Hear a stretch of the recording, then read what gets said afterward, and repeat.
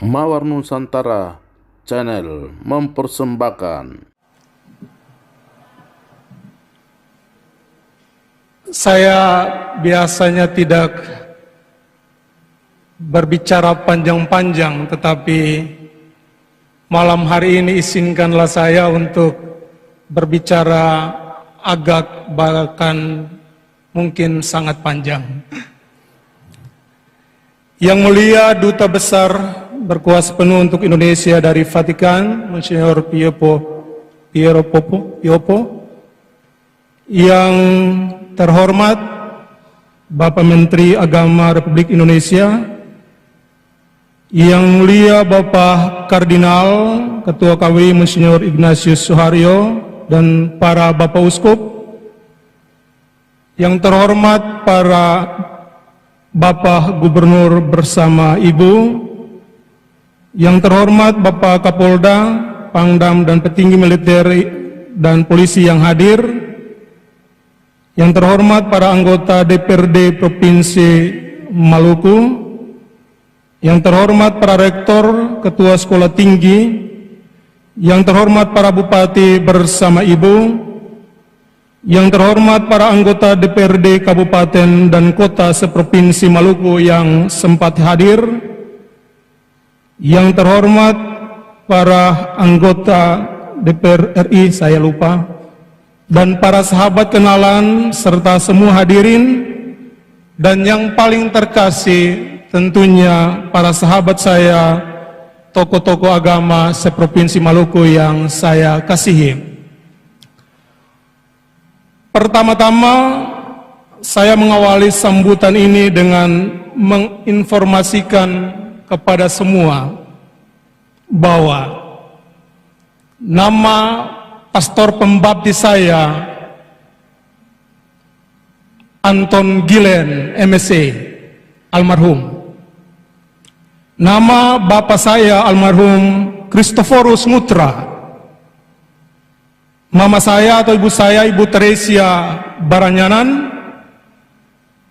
Saudara-saudara saya yang tua, almarhum Valentinus Mutra. Kedua, almarhumah Wiliana Mutra. Sesudah saya ada Maria Fatimah. Dan yang terakhir adalah Cornelis. Lalu saya, Seno, titik. Mama, saya mau tanya, sebenarnya saya ini anak siapa kasih nama seperti itu?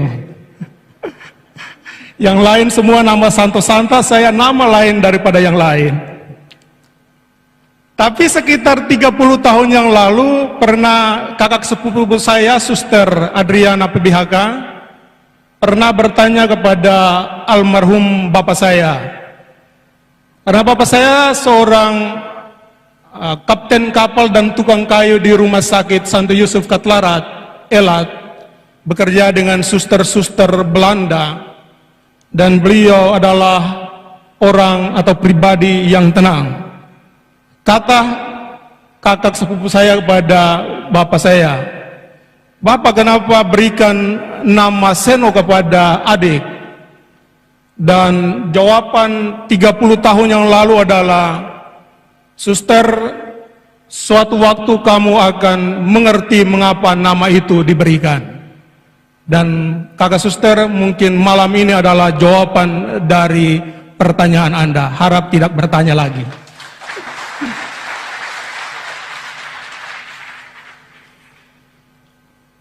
Para hadirin sekalian, ya memang untuk mempertahankan ajaran gereja Katolik, terutama di dunia maya maupun dunia nyata, saya termasuk Romo yang dicap memang gila, karena nama Seno itu dalam bahasa Manado artinya gila.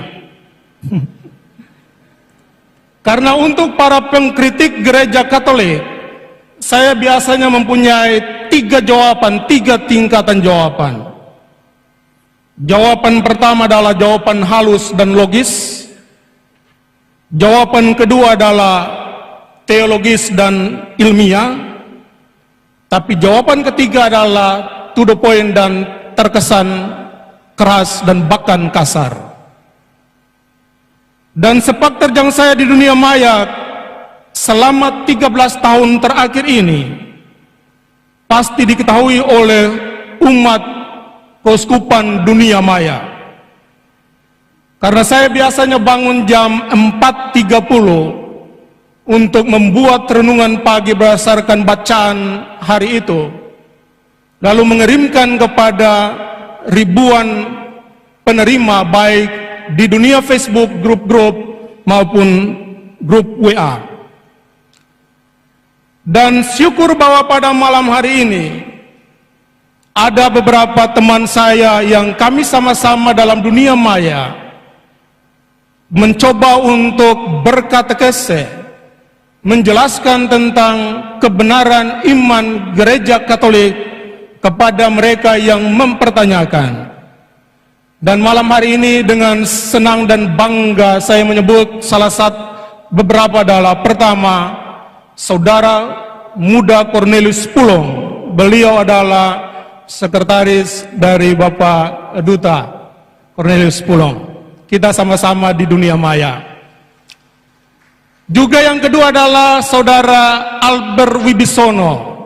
Beliau adalah seorang yang mempertahankan tradisi gereja Katolik dengan sangat ketat.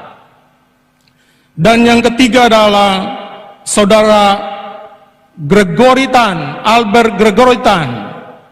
Beliau adalah orang muda yang telah membangun sekitar 160 gereja di seluruh Indonesia.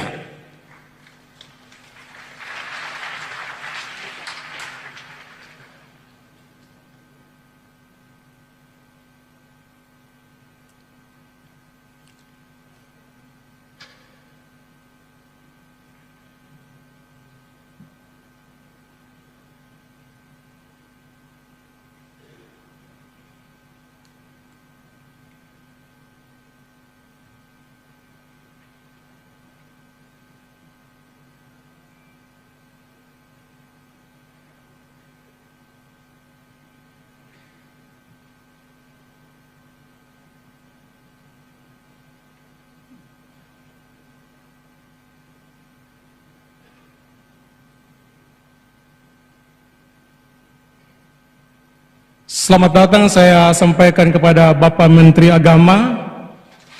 Terima kasih. Juga sahabat saya Bapak Pangdam 16 Patimura. Dan para bapak yang lain yang saya tidak sempat sebut satu persatu. Saya lagi berada dalam sambutan. Saya mohon izin untuk meneruskannya. Bahkan saking tegasnya saya di dunia maya untuk ajaran gereja Katolik, sehingga pada masa penantian pengumuman uskup baru untuk Uskupan Amboina, ada pastor yang meragukan kapasitas saya sebagai seorang calon uskup karena nantinya dianggap tidak mampu atau kaku berkomunikasi atau berdialog dengan para pemimpin agama lain. Tapi malam hari ini saya mau mengatakan kepada para hadirin sekalian, suatu kali ketika kami menghadiri acara pelantikan ketua sinode yang baru, Bapak Pendeta Elifas, ketua MUI, ketua Buddha, UI, biasa kita, Bapak UI ada di sana. Ketika kami sampai di hotel, lalu ketua MUI dia masuk, Bapak UI bilang, Ketua MUI, itu adalah pengganti uskup Mandagi. Saya tidak tahu Roh Kudus ala Buddha yang bagaimana itu. Tapi serentak pada saat itu lalu Ketua MUI dengan mengangkat kedua tangan, mendoakan bismillah dan lain sebagainya, sesuai dengan ajarannya. Dan sekali lagi saya terkagum-kagum karena tidak tahu juga Roh Kudus jenis yang bagaimana seperti itu. Dan pada malam hari ini saya mau mengatakan, Ketua Sinode yang saya hormati, Bapak Pendeta Elifas, beliau ada di sana. Kami dua ini nasib hampir sama. Karena dalam periode sebelumnya beliau adalah Sekretaris Umum Sinode GPM, dan saya adalah Sekretaris Umum Keuskupan Amboina. Pada bulan April tahun lalu, beliau terpilih pertama menjadi Ketua Sinode. Saya WA beliau, karena kami dua biasa saling menyapa brother. Bro, selamat bersusah-susah mengatur para pendeta. Waktu pun bergulir, dan ketika tanggal 8 Desember saya diumumkan oleh Paus untuk menjadi Uskup Keuskupan Amboina, lalu dengan nada yang sama beliau WA kembali kepada saya, bro, mari kita susah sama-sama karena kamu mengatur para pastor. Dan untuk malam hari ini, ketika beliau mau datang menghadiri misa ini, beliau tanya saya, bro, saya pakai pakaian biasa atau pakaian kebesaran? Dan saya bilang, bro, pakai pakaian kebesaran, supaya kita dua sebentar foto bersama, supaya dunia tahu bahwa kita adalah murid Kristus, walaupun kadang kita bakelai. Para hadirin sekalian, dari malam yang mencekam menuju siang atau hari yang membahagiakan. Kalimat ini mau menjelaskan tentang pengalaman 21 tahun yang lalu. Ketika ada 5 pemuda dibuat hatinya gentar ketakutan di rumah Unyo Langgur di atas tanah para martir. Ketika ada desakan dari sebagian umat dan para pastor terhadap Monsinyur P.C. Mandagi untuk tidak boleh menabiskan kelima pemuda itu. Tapi Monsinyur Mandagi dengan tegas menjawabnya, saya bukan dipilih oleh umat. Saya dipilih dan diangkat oleh Paus. Maka apapun yang terjadi, esok saya akan menabiskan mereka, kendatipun kalau nyawa menjadi taruhannya. Kini 21 tahun telah berlalu, tapi kenangan akan peristiwa itu tetap bergema di hati para pemuda itu, yang sekarang tidak muda lagi, alias sekarang sudah lolos 50 tahun. Lolita lolos 50 tahun. Karena umur sudah di atas 50 tahun. Dan salah satu pemuda itu adalah saya yang berbicara atau mengisahkan kisah ini. Dan seingat saya, selama 21 tahun sampai tanggal 8 Desember 2021, waktu Paus mengumumkan dengan resmi nama saya menjadi uskup baru untuk Diosis Amboina, tidak ada satu kata pun yang keluar dari mulut Monsinyur Mandagi kepada saya untuk mempersiapkan diri menjadi uskup penggantinya. Tidak ada. Demikian pun dari pihakku, saya tidak pernah bertanya satu kata pun kepada beliau tentang siapa yang dipersiapkan untuk menjadi penggantinya. Yang ada di antara kami berdua adalah beliau mempercayakan banyak tugas kepada aku selama menjadi imam, terutama dalam 5 tahun terakhir ini, sebagai sekretaris, hakim gereja, ketua yayasan kesehatan, rektor praimar, dan lain sebagainya. Dan saya tak pernah mengeluh karena merasa berat atau tak mampu mengemban tugas-tugas itu. Terima kasih Bapak Uskup Mandagi, karena saya telah mendapatkan jawaban dalam rapat kita yang terakhir, rapat kuria. Kata beliau, saya tidak mencetak uskup, tetapi saya menyiapkan calon pemimpin. Dan salah satu calon itu adalah saya sendiri. Terima kasih Bapak Uskup.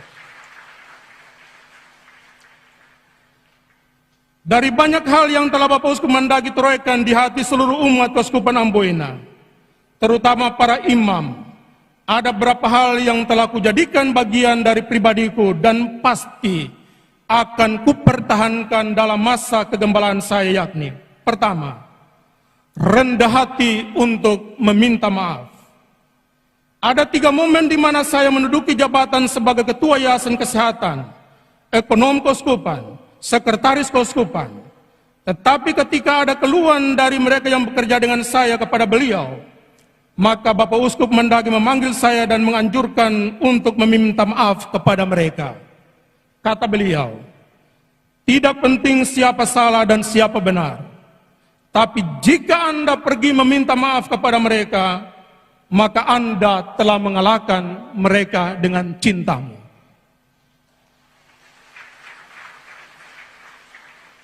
Demikian pun ada 3 hal yang sejak awal bersama Bapak Uskup telah kuambil dan kujadikan milikku, yakni setia merayakan Ekaristi. Dari sejak saya imam, ekonom, bahkan sampai sekarang, Bapak Uskup Mendagri punya tempat duduk itu selalu terisi 15 menit sebelum doa laudes. Dan itu sampai 21 tahun saya menjadi imam, tetap seperti itu. Juga makan dan rekreasi bersama. Tetap wajib untuk makan bersama dan rekreasi bersama. Dan semuanya itu hanya bisa dilaksanakan ketika ada disiplin diri dan disiplin waktu yang beliau tegakkan. Maka benarlah apa yang beliau katakan, beliau sendiri menjadi contoh dari apa yang dia anjurkan kepada kami para imamnya. Dan tentunya budaya green, clean, dan disiplin yang akan tetap saya jaga dan lestarikan selama masa kepemimpinan saya. Doakan saya, Bapak Uskup. Para hadirin sekalian, Duc in altum adalah moto tabisanku. Moto ini sebenarnya adalah kelanjutan dari moto tabisan imamatku. Dalam Lukas bab 5 ayat 5, tetapi karena engkau menyuruhnya. Ya, Petrus semalaman menjala dan tidak menangkap apa-apa. Tetapi karena Yesus menyuruhnya, Duc in altum, bertolaklah ke tempat yang lebih dalam dan tebarkanlah jalamu. Awalnya walaupun Petrus agak ragu-ragu, tapi karena Yesus yang menyuruhnya, maka ia menebarkan jala juga, dan apa yang terjadi? Ia menangkap banyak ikan. Dalam rasa yang sama, saya pun mengalami dalam perjalanan imamat saya sampai tabisan uskup sekarang ini. Dalam kelemahan dan kerapuhanku, saya tetap percaya bahwa sama seperti seorang tentara tidak mungkin pergi berperang tanpa senjata, maka demikian pun Tuhan yang telah memanggil dan memilihku menjadi gembala keuskupan ini, dialah yang akan melengkapi dan menyempurnakanku. Duc in altum inilah yang telah membuat saya berkunjung ke paroki-paroki yang jauh, terpencil sebelum tabisan ini. Dan teman-teman dunia maya pasti mengikuti cerita-cerita pendek syarat makna dan iman dan kemanusiaan. Bahkan Pastor Tino Layanan dan para diakon telah merangkum kisah-kisah inspiratif itu dalam sebuah buku dengan judul Satu Cinta Seribu Senyum, yang hasil penjualannya akan dipakai untuk membangun sebuah gereja Katolik di Kubisonta, pertengahan antara kota Wahai dan Seram di Seram Barat dan Bula di Seram Timur. Para hadirin sekalian, 100% Katolik, 100% Indonesia adalah moto Monsignor Albertus Sogi Pronoto yang tetap relevan bagi kita umat Katolik Indonesia sepanjang masa. Maka cintaku kepada gereja Katolik tetap beriringan dengan rasa banggaku sebagai orang Indonesia. NKRI adalah harga mati. Semangat inilah yang telah mendorongku untuk dalam kunjungan 3 tahun terakhir ini. Saya selalu mengajarkan kepada para mahasiswa dan katekis untuk melakukan kegiatan anak remaja lintas agama dengan tema Satu Cinta Seribu Senyum. Bagiku, Bapak Menteri Agama yang saya hormati, moderasi beragama yang digagas oleh pemerintah lewat Menteri Agama, kalau hanya sebatas diskusi dari hotel ke hotel, dari kota ke kota, maka tidak ada artinya. Bapak Menteri, daripada duit itu diberikan untuk mereka diskusi lebay, kasih saya untuk kegiatan anak-anak lintas agama.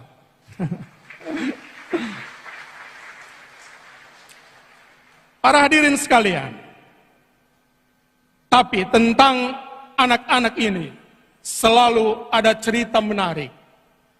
Dan saya akan segera menutupi sambutan saya ini dengan cerita itu.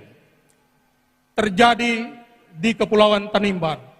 Bapak Bupati KKT kalau dia mendengar itu selalu dia tertawa. Waktu pulang dari desa Wawonda, saya mengambil jalan lama menuju desa Lauran. Di ujung desa Kebiarat, di dekat jalan ada 3 bocah duduk bermain di tepi pantai. Mereka heran melihat saya melewati jalan itu. Tapi mereka juga tidak menegur saya. Kira-kira sejauh 100 meter, saya mengendarai mobil. Ternyata jalannya sudah tidak bisa dilewati karena tanah longsor. Akhirnya saya balik dan mendapati 3 bocah itu masih duduk bermain di tepi pantai. Yang agak besar memandang saya dengan agak sinis. Sambil menggunakan logat Kebiarat, ia berkata, "Bodok toh." Artinya dia memandang saya dan melihat, "Bodok sendiri, kenapa kamu tidak tanya kami yang kecil-kecil ini?" Akhirnya tersesat sendiri. Kira-kira begitu maksudnya. Mau marah tidak bisa karena memang saya bodoh. Karena tidak bertanya kepada mereka yang kecil dan dipandang remeh itu. Saya harap bocah Kebiarat itu esok lusa dia masuk seminari. Dia frater, mau tabis, saya tidak mau tabis. Bercanda.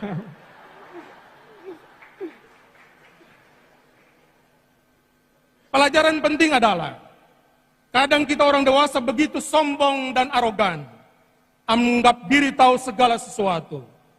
Namun inilah yang kita dapatkan, yakni semakin kita menyombongkan diri, maka hanya kebodohan dan kekurangan pribadilah yang kita tonjolkan dan ditertawai oleh orang lain.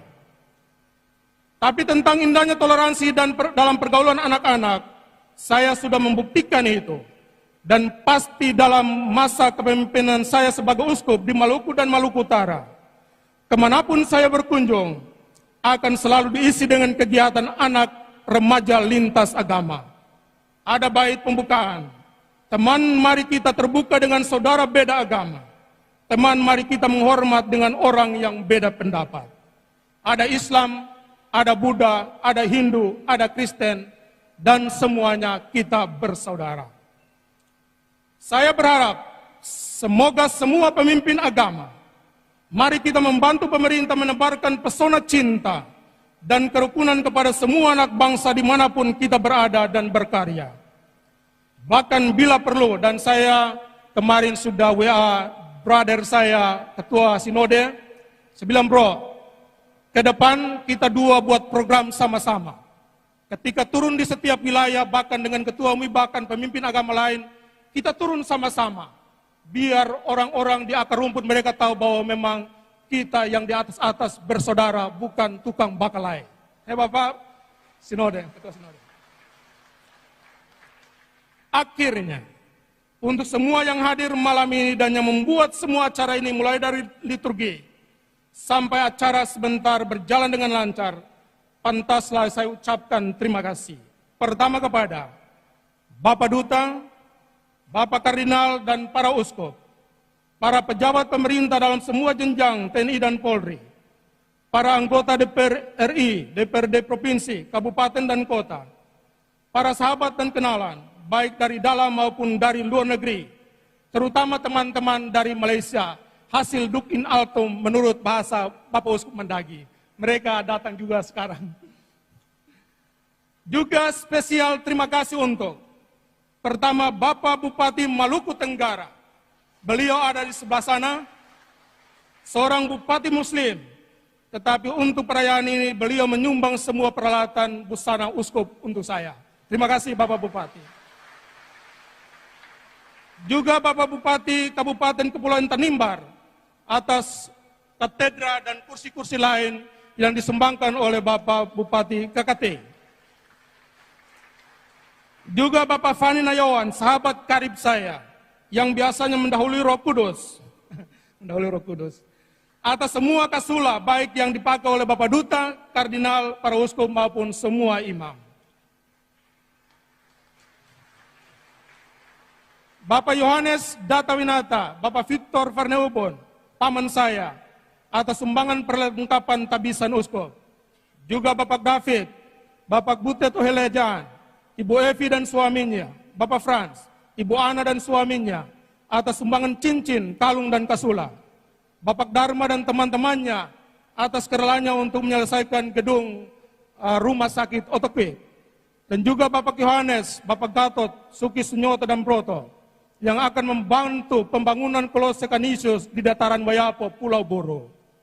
Bunda Lisa Cokro atas sumbangan kaos, dan untuk semua pastor, frater, suster, dan semua saja yang tak sempat kusebut satu persatu namamu. Terima kasih untuk semuanya. Doaku semoga Tuhan membalas semua kebaikan yang diberikan kepadaku. Amin. Shalom.